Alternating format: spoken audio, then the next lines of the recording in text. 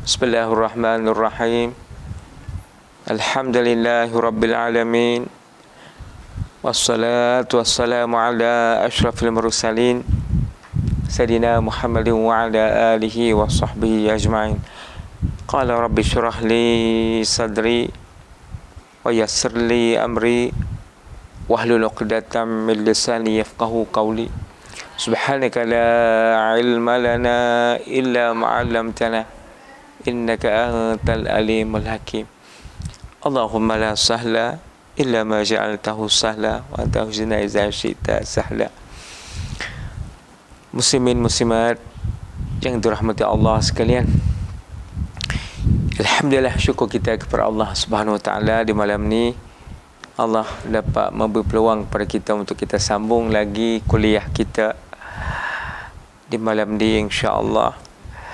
Jadi malam ni insya-Allah kita sambung lagi kitab Ilmu dan Adab Mempelajarinya, karangan Syekh Alawi As-Saqaf. Jadi kita sampai di fasa ketiga, iaitu jenis-jenis ilmu. Dan kita telah tengok dah, kita telah membicara pada minggu lepas mengenai ilmu syar'iyah, ilmu adabiyah. Nah, jadi Syekh Alawi ni dia membahagikan ilmu itu kepada beberapa jenis. Pertama ilmu syar'iyah, yang kedua ilmu adabiyah, ketiga ilmu matematik, dan keempat ilmu aqliyah.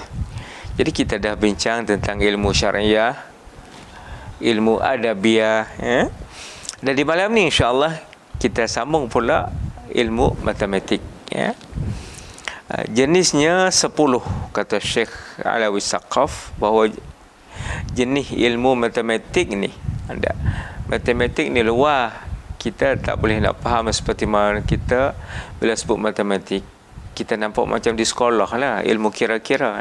Sebenarnya luar daripada matematik tu. Jenisnya 10, kata Syekh Alawi As-Saqaf. Pertama ilmu tasawuf.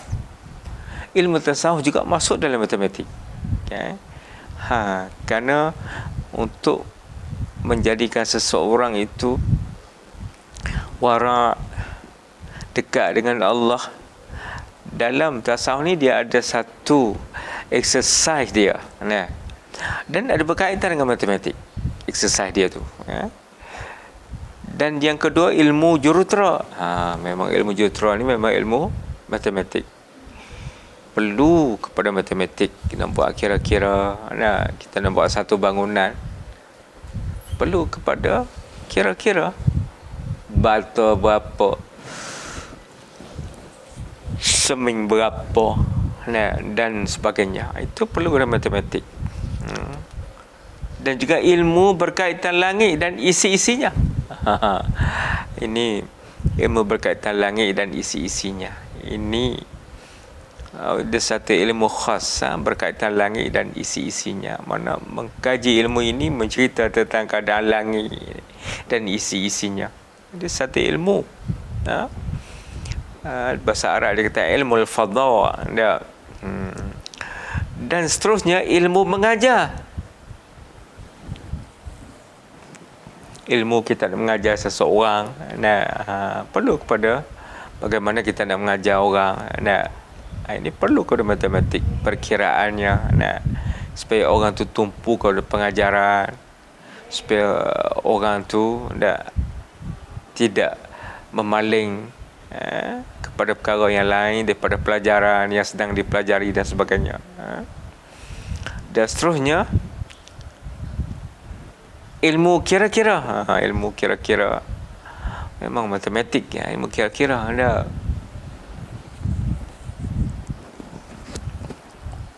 Dan ilmu muzik. Ilmu muzik perlu juga kepada matematik. Nak kira supaya muzik tu jadi tinggi, jadi rendah, itu juga perlu ada kira-kira. Masya Allah. Kalau tak ada ilmu kalau tak berdasar dengan matematik, mungkin tak jadi seronok lah kan. Tak boleh cipta lagu dengan baik. Sebab tu perlu kepada matematik ya. Dan ilmu politik, ilmu politik juga matematik. Politik ni sebenarnya perkiraan. Orang kira bagaimana masa depannya, bagaimana nak buat satu perancangan ataupun nak susun strategi dan sebagainya. Ini perlu kena matematik ya. Dan ilmu akhlak, ilmu akhlak moral nak supaya seorang tu moralnya lebih baik, moralnya lebih baik dan sebagainya, perlu kepada ilmu akhlak. Dan ilmu pentadbiran rumah, ilmu pentadbiran rumah, nak tadbir rumah pun perlu kepada matematik. Suami sebagai ketua keluarga, isteri sebagai sekretari, sekretari keluarga, perlu kedua tu kerjasama. Isteri setiausaha, suami ketua rumah tangga. Kena kerjasama setiausaha.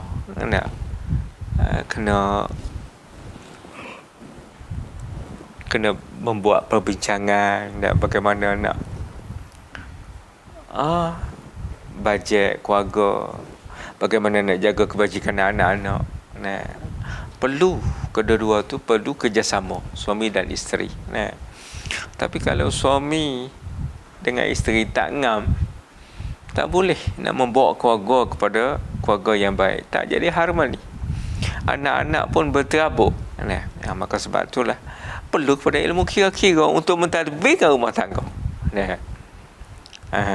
Dan itulah Syekh Alawi Saqaf, dia kata ilmu matematik. Dan yang terakhir bahagian ilmu juga, iaitu ilmu akliyah, ilmu yang menggunakan akal, akliyah. Masya Allah, cantik pembahagian ilmu yang dibahagikan oleh Syekh Alawi As-Saqaf. Ilmu akliyah selain dari demikian seperti ilmu mantik, ilmu debat, ilmu usul fiqh. Mana ilmu akliyah ni selain dari demikian seperti ilmu mantik. Ilmu mantik ni perlu kepada logik akal. Ilmu mantik perlu kepada logik akal. Masya Allah, ilmu mantik ni, cara pemikiran dia mengajar kepada seorang yang belajar mantik ni, cara berfikir. Benda tu bagaimana nak supaya jadi logik, tak jadi khayal. Ini juga satu ilmu yang cantik sekali, ilmu mantik. Ilmu debat, memang kena guna akal nak debat dengan orang. Nak supaya kita menang dalam debatan, perlu guna akal. Ilmu usul fiqh perlu kita guna akal. Usul fiqh ada kaedahnya. Kaedah dalam usul fiqh, Masya Allah, kaedah. Semua perlu kepada pemikiran akal. Kita berfikir. Ilmu usuluddin, ilmu ketuhanan, ini perlu kepada logik akal. Bagaimana Allah ada, bagaimana Allah ada sebelum pada kita ada. Allah bersifat dengan sifat kidam, sedia. Belum pada kita ada, Allah dah ada. Itu sedia. Masya Allah. Ini juga perlu kepada akal. Dan ilmu usuluddin, ilmu ketuhanan, sama. Ilmu usuluddin, ilmu ketuhanan. Dan ilmu tabi'i, ilmu tabi'i yang kita selalu dengar, biologi. Biologi. Ini belajar ilmu tabi'i, asal kejadian manusia, bagaimana. Ilmu kedoktoran dan ilmu kedoktoran.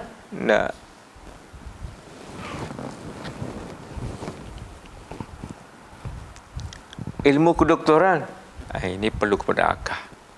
Nak merawat seseorang bukan senang. Perlu memikir bagaimana Kalau pesakit ni dia sakit ini, bila sakit ini kesannya apa, doktor kena tahu.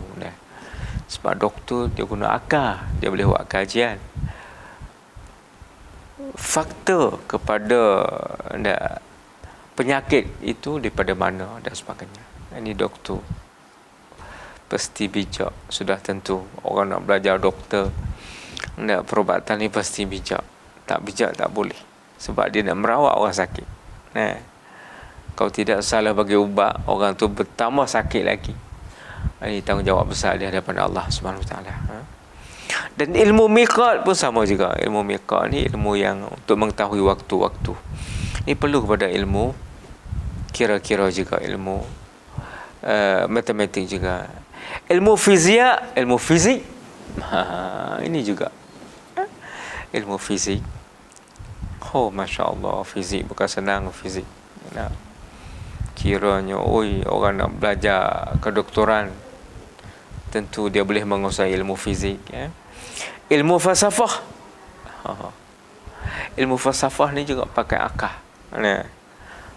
Itulah, ilmu falsafah ni satu ilmu yang banyak guna akal. Dia berfikir, cara berfikir, dia belajar teori-teori Karl Marx, teori Stalin, teori Masya Allah.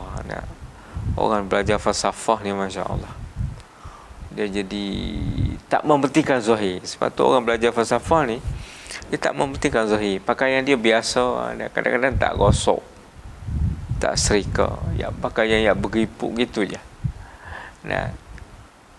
Dia tak kisah luaran, tapi dia nak pemikiran tu. Ini falsafah. Ilmu kimia, Allah, ilmu ni payah belakang ni. Ilmu kimia, sesungguhnya aku telah mendatanginya beserta dengan penerangan had-hadnya serta faedahnya pada asal lagi. Inilah kata Syekh Alawi. Dia sudah bincang bab-bab ini pada sebelum ini lagi. Maksud dari demikian 7 ilmu, maka maksud daripada semua ilmu yang disebut tadi, maka 7 ilmu. 7 ilmu, iaitu ilmu usuluddin, dinamakan ilmu tauhid. Ilmu usuluddin dinamakan ilmu tauhid. Sama, ilmu tauhid, ilmu kalam dan ilmu usuluddin. Ini memang sama. Ini Masya Allah. Perlu kepada ilmu-ilmu ini. Kita sangat perlu. Pertama, ilmu tauhid, iaitu sebaik-baik ilmu. Ilmu tauhid adalah sebaik-baik ilmu. Sebab apa? Ilmu tauhid kerana dia membicara tentang Allah, tentang sifat-sifat Allah. Sebab tu dia dimulia, kerana dia mempelajari sifat-sifat Allah tentang ketuhanan. Sebab tu dia jadi mulia. Lepas pada tu, ilmu al-qiraat, ilmu Quran, kiraat. Allah, Masya Allah, ilmu kiraat banyak. Kalau kat Maghribi orang baca kiraat Warash. Kalau kita berdengar macam orang Maghribi baca tak betul. Tapi sebenarnya tak. Dia baca ikut kiraat dia. Kiraat dia Warash. Warash. Ilmu tafsir dan ilmu tafsir, ilmu hadis, ilmu usul fiqh. Maka ilmu fiqh sangat penting selepas kesahihan imannya. Ilmu fiqh sangat penting lepas pada kesahihan imannya. Mana lepas pada ilmu tauhid, ilmu fiqh perlu kita belajar. Tak boleh kita, bila kita kenal Allah, kita beribadat kepada Allah. Bila kita beribadat kepada Allah, kita kena tahu halal haram, kita kena tahu semua tu. Kesudahannya. Asas tasawuf dinamakan at-tarikat. Tujuannya ilmu hakikat. Maka ilmu kedoktoran ialah yang datang selepas ilmu fiqh. Dengan demikian berkata Imam kita Asy-Syafi'i rahimahullah, al-ilmu ilman, ilmu al-fiqh lil adyan wa ilmu at-tibb lil abdan. Jadi daripada sini kata Syekh Alawi, tarekat itu sebenarnya adalah satu tujuannya ilmu hakikat. Maka ilmu kedoktoran ialah ilmu yang datang selepas ilmu fiqh. ilmu mengenai ilmu tasawuf, dia dalam tasawuf ada tarikat masing-masing, ada tarikat Naqsyabandiyah dan Drawiyah, tarikat masing-masing. Dan tarikat ini juga merupakan ia adalah merupakan hakikat. Tarikat ini adalah merupakan hakikat ke dalam hati. Maka ilmu kedoktoran ialah yang datang selepas ilmu fiqh. Jadi kita belajar fiqh dulu baru datang ilmu kedoktoran. Belajar fiqh dulu. Maka ilmu kedoktoran ni datang selepas fiqh. Dengan inilah berkata Imam kita Syafi'i rahimahullah. Sebab itu Imam Syafi'i berkata, al-ilmu ilman, ilmu al-fiqh lil adyan wa ilmu tib lil abdan. Maksudnya ilmu itu ada dua. Ilmu fiqh untuk agama dan ilmu kedoktoran untuk badan. Ini penting. Ilmu fiqh untuk agama. Kita nak buat kerja dalam agama, nak solat, nak puasa, kita kena tahu fiqh. Sebab itulah dia kata kita kena tahu fiqh. Kerana fiqh adalah merupakan ilmu bagi agama. Tapi kalau ilmu kedoktoran, ilmu untuk badan. Badan. Bila kita sakit, kita rojak pada doktor.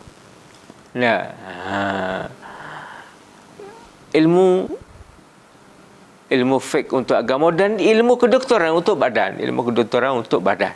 Kita perlu kepada kedoktoran untuk badan kita, untuk menyembuhkan penyakit yang kita hadapi. Itu perlu kepada ilmu doktor. Tapi ilmu doktor ni lepas fiqh dulu. Kena belajar fiqh dulu. Sebab ilmu doktor ni fardu kifayah. Fiqh tu fardu ain. Setiap orang kena belajar. Itulah tuan-tuan. Ilmu alaq lebih mulia dari ilmu kedoktoran. Allah, ilmu alaq ni lebih mulia daripada ilmu kedoktoran. Yang terpenting ada 3. Pertama, ilmu nahwu, ilmu lughah dan ilmu hisab, iaitu untuk memperbetulkan masalah-masalah.